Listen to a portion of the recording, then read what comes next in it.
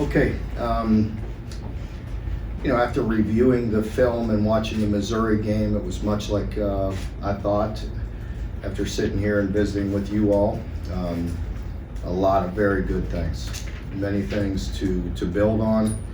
Really credit the staff again with having a very good plan. Certainly a lot that we need to get cleaned up and will.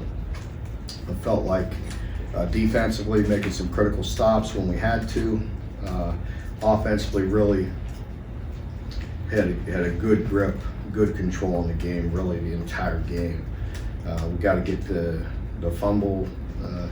fumbles situated. Obviously another interception that slowed us down, but outside of that, really controlled the game, pretty much on every possession with the exception of possession 8 for us. We went 3 and out. Outside of that, really good. So did some really good things. It's about us this week, much the same. We need to concentrate on ourselves, playing a very good team in Chattanooga, and we have to just focus on ourselves. It was a very physical game. Our guys were emotionally ready to play. Took a lot out of them, played extremely hard, and very proud of how physical and how hard we're playing. Just want to get some details fixed up, but it's our job to get our team right here this week, continue to build on the good things we're doing, tighten up the ship on certain aspects of it, and we got a lot of good football ahead of us. So I'm very encouraged and looking forward to this challenge here this week. Questions? Mark, Devontae and Jordan went down. What's just their status? We'll see. We'll see how it goes. Devontae should be good. Jordan is day to day. Where do you? I know you all have been a little thin there, and JJ had to play a little bit more. How do you move things around to fill those holes? Yeah, we will. We got some ideas, and we'll continue to bring KD along, and then he can help us.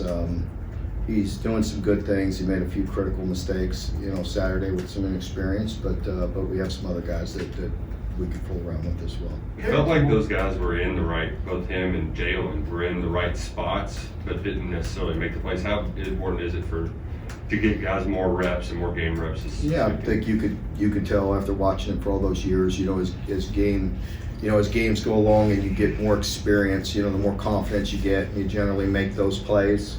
So it's a little different, when you are out there full speed in an SEC game and you got number 1 out there in the perimeter. He's a pretty good little player, and he realizes that now, and with more experience, he'll come along. Mark C-Rob reminds me of what I did when I played high school football, fumbling the ball into the end zone. And remember what my coach told me about taking care of the ball? What was perhaps the philosophical statement you made to him about doing that? Well, we've talked about it before. I captured this. I don't pretend that it was mine. It was another coach that said it that I listened to that I thought was a good way to say that. When you have when you have the football in your hands, you have the program in your hands, and that's a pretty good statement. And I think that was Coach Fleck, if I'm not mistaken, or somebody that I heard him talking about that, and I borrowed that from him. But we talk about that. He'll get it corrected. I'm confident. Carrington had that play there, the breakup at the end. How do you feel about just how he looks out there with all the seniors and kind of how he's separated himself maybe from some of the other younger guys? Yeah, he's getting better. Again, just like we talked about, I think with every opportunity, with every rep, as he gets experience, you're seeing new offenses every week. You get used to playing our offense, and then, maybe game 1, game 2, but each week it'll be a little bit different, and it's just hard to gain all that experience as fast as you need it. Mark, are you surprised at all how quickly the guys have seemed to take into this new offense? I'm pleased. I'm very pleased, I will say. I don't know. I don't want to use the word surprised. I'm pleased with how well they're adapting to it and how much they're picking it up. Each week we're seeing little details that we're leaving things on the field. That's the good news. We could be a lot better. I love the fact that we're doing what we need to do. You saw that in game 1. We saw, each game you look at, maybe with a little individual war going on or whatever, and you have to do what you have to do to be successful. First game you saw us throwing it all over the yard, and the second game you're seeing us with balance. You're seeing us run the ball when we have to or when we needed to. That's critical for our success. But I love the balance we're still showing. We left some yards out there on the field, but anytime, if you look at our drive chart, you go, touchdown, touchdown, interception, touchdown, and it would have been a touchdown, you get another fumble. And then you got the end of the half and you come out and you go touchdown again. And then we had the 3 and out, the only 3 and out there. And, that was a bad possession. And then we're backed up, but still have an opportunity. We have a drop on the 50, or we, may still be moving on that possession. And then we come out in the next possession and talk in a tie game, and we're able to throw the ball down the field, and we have some critical throws to go back up 7. And even basically the last possession there, the one where we drive down and miss the field goal, we have some critical throws in that. Critical 3rd and 6. They challenge us, put everybody in our face, and we create a big play down the field. Anytime you get a completion percentage of 18 yards per completion, that's pretty good. That's pretty good. Do you feel that on the sidelines? Like you mentioned the 28-28. I mean, like last year, that would have been hard to come out in that situation and feel confident enough to do that. I think the press box you kind of feel. It feels great. It feels great because, again, when they're challenging us, we take that shot and we make them pay. We make them hurt. On that 3rd and 6. That's a backbreaker. Well, actually, that was the one we were up 7. But yeah, we definitely can. And it's also, don't underestimate how demoralizing it is when you run the ball for 12 straight plays as well. And you could do that and run it straight down the field and have an opportunity to go up 28-7 is a pretty big deal as well. Mark, how have you evaluated the play of Eli Collins? Eli did some good things. He played better in this game, more consistent, played better. Yeah, our whole center and right side really played well. Were you surprised that they were putting the men in the boxes they were on numerous occasions? That's what they had shown. We had a good plan. Even our run game that we had where we were blocking down and pulling, we had a good plan for it. They had shown that and put on film. You go watch the Rams-Browns in 2019, you're going to see the same look. Yeah, we had, yeah. Mark, in game 1, with all the yards you piled up and the TDs you scored, the response was, well, it's just Louisiana Monroe.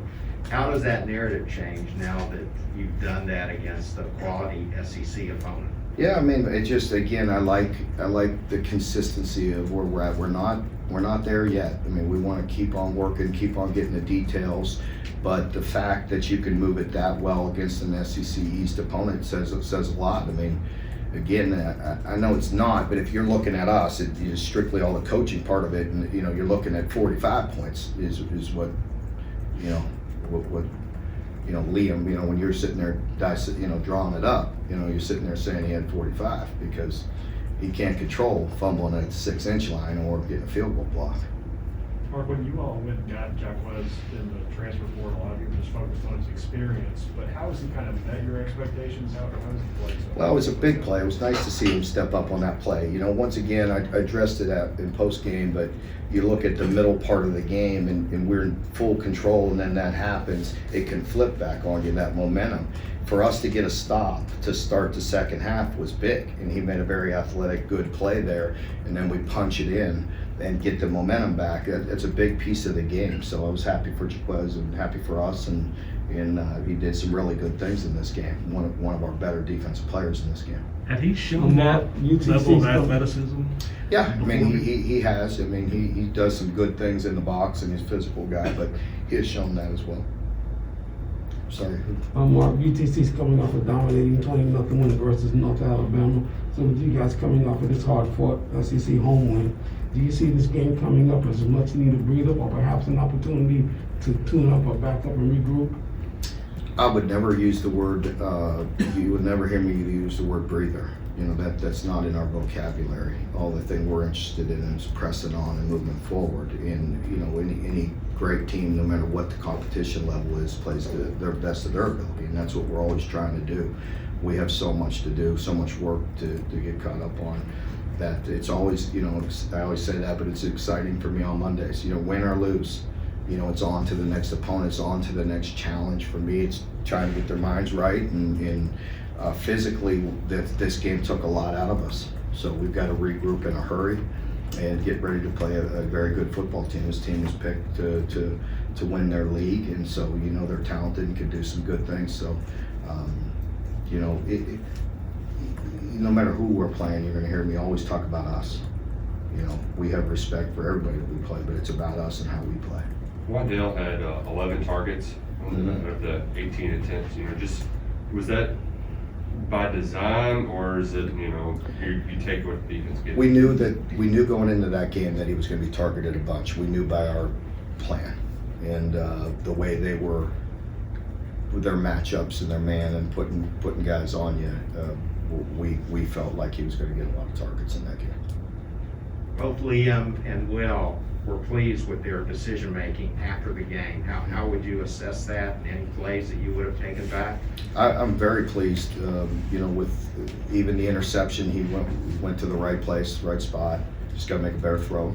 But very pleased with the way he's calling it, and very pleased with Will's decision-making. And as the game slows down, more reps, he'll continue to get better and better.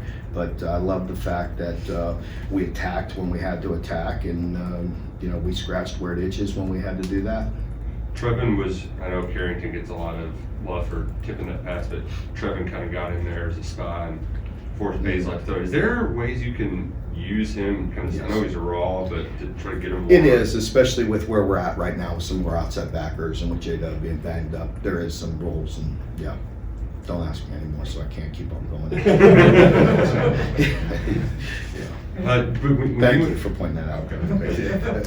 When you went back on that, just looking at the D-line, was it as bad as it might have looked at times from our perspective as far as pass rush? There's still some things that just are aggravating for us, that we got to clean up. It's a guy here, a guy there, certain things that we can tidy up and execute better. And that's where you have to have it, and you can't have one guy making a mistake or one person running a stunt that's not, one D lineman running it, one not, just little things that we'll continue to work on.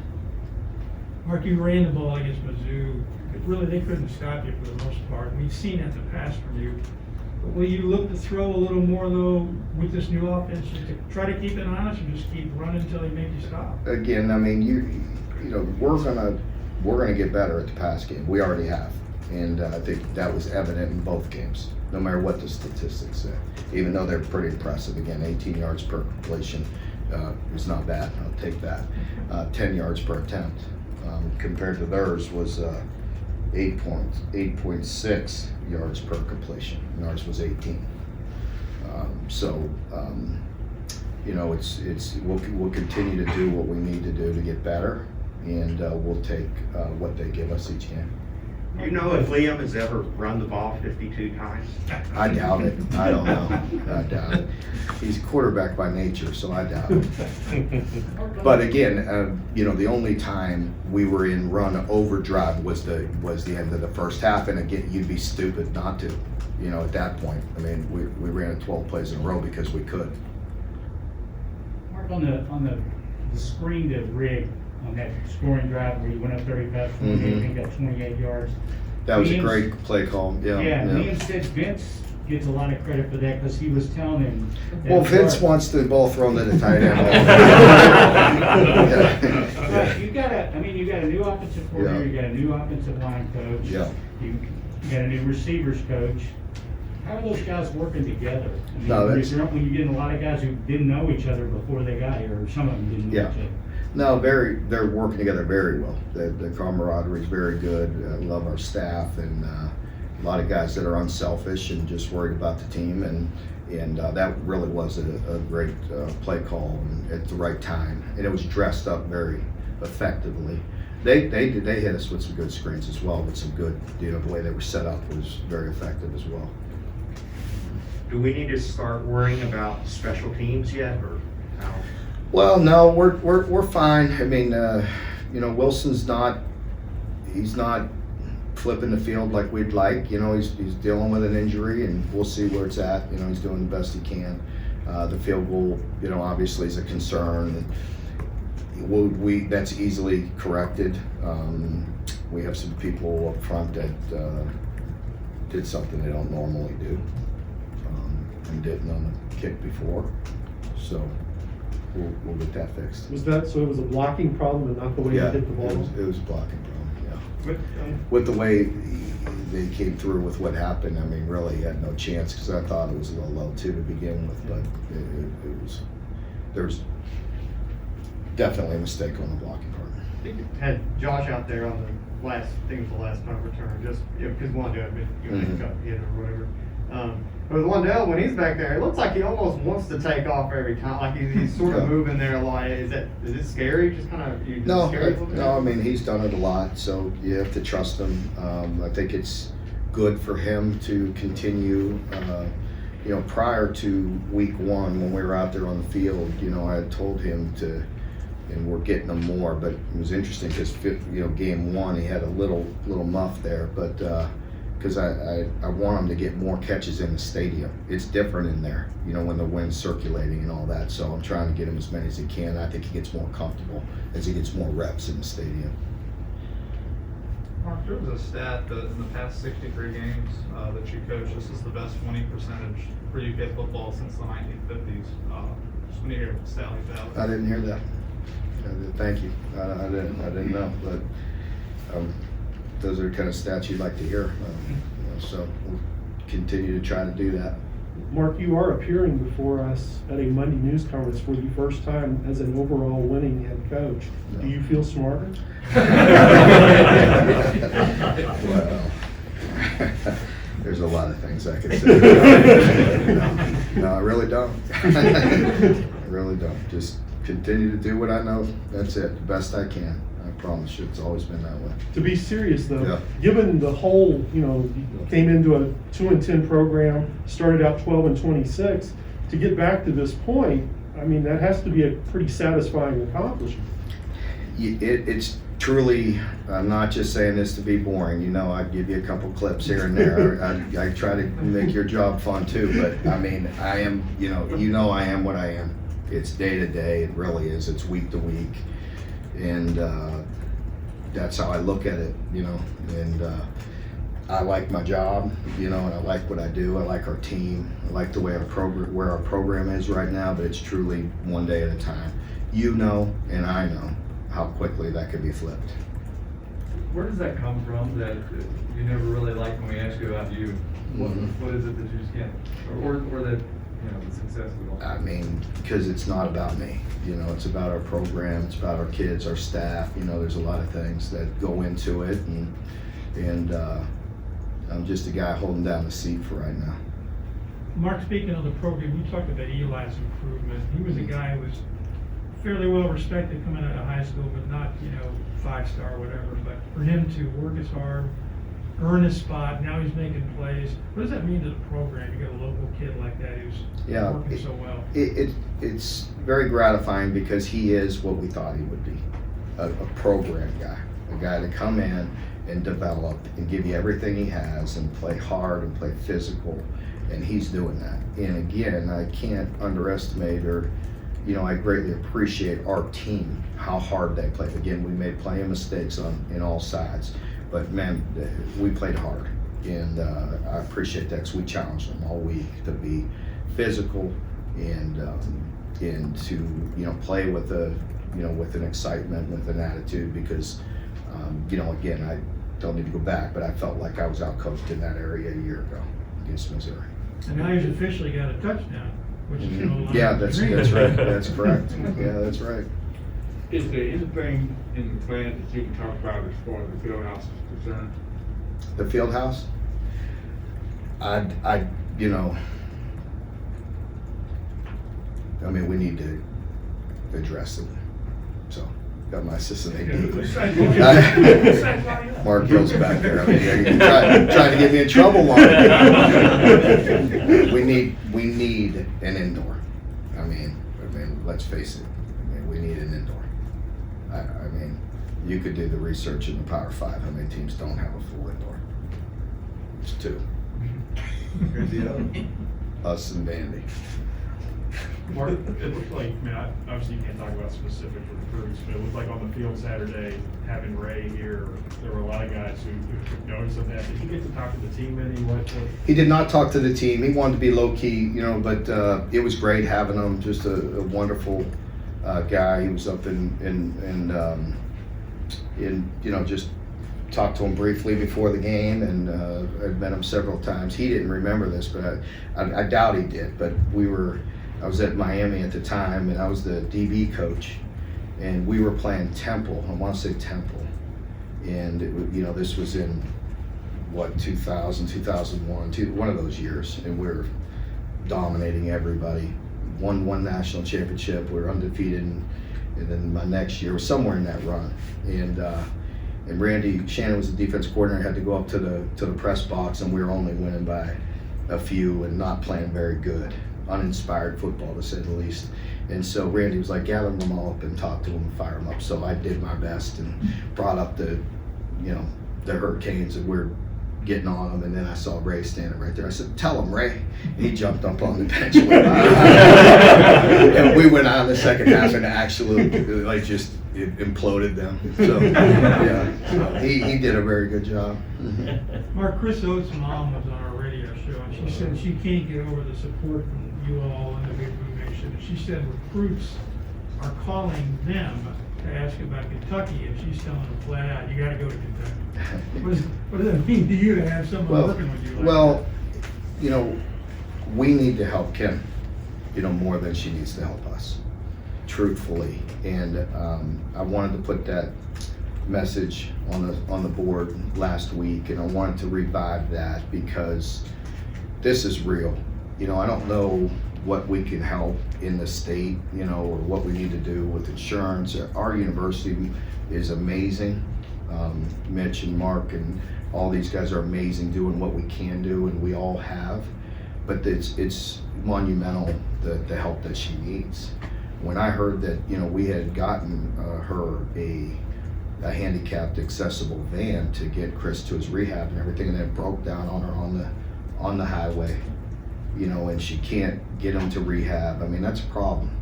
And that's when I called on the Big Blue Nation. Certainly I'll do my part, and everybody will, but I need the help of the big BBN. He's a wonderful young man. She's amazing, and she has to do an awful lot for him right now. And so, we love him and love her, and they're an inspiration to us, but we need help. And I think we're getting into a tax sheltered portion of it this week, if I'm not mistaken. What is it? I hadn't heard the details. But we're working on that. We need to, and I need to call in some of my friends. You know what I mean? That can do it, and she needs some major help, and we appreciate it, and we want to take care of her. Mark, you always pay so much credit to the fans, and you open your post game by crediting them. Are you concerned that maybe this week they won't show up quite as well? And what is it about magical nights like the other night that makes Kentucky stand out? Well, it is, our players deserve it, and we all want a successful program. Well, that comes with some sacrifice, and I greatly respect the fan base. You hear me talk about it a lot. I know it takes a lot to get to a game, especially early game. Get up, it's parking, fighting traffic. I mean, it should be beautiful. Hopefully the heat is gone. It should be a nice day now. But we give them a little pass that first weekend because it's a holiday weekend. But there's no excuses now. We need to pack this place, and it makes a difference. You see our recruits talking about it. It's a great atmosphere. I greatly appreciate the support, but we need it. We need it all the time. Coach, on just about every drive where an offensive drive that ends in a turnover, your team comes back the next drive and scores. How does that speak to the level of the mental health of your team going into the next drive? Yeah, it's a big part of it. Being able to overcome adversity and momentum, and we're going to need to be able to do that throughout this year. It happens. And it's a big piece of our game, and you got to be mentally strong enough to overcome adversity. And I feel like our team has done that over the years, and And I feel like this team will as well. There's a great deal of maturity and some leadership on this team. Mark, I saw where somebody mentioned that it seems like Liam goes back to guys if they have a mistake. And it doesn't have that lingering, the quote unquote doghouse type thing. Isaiah got a ball back to him, Chris. Is that kind of part of his nature to say, I'm going right back to you? Well, it is, and I think that's, you know, he's a confident guy, and he instills that confidence in our team, and, you know, that says a lot, you know, and that's the way it should be when players are deserving of it. If we can't trust guys, then we have a problem. But the guys we can trust, we can go right back to. Okay, folks, thank you very much. Appreciate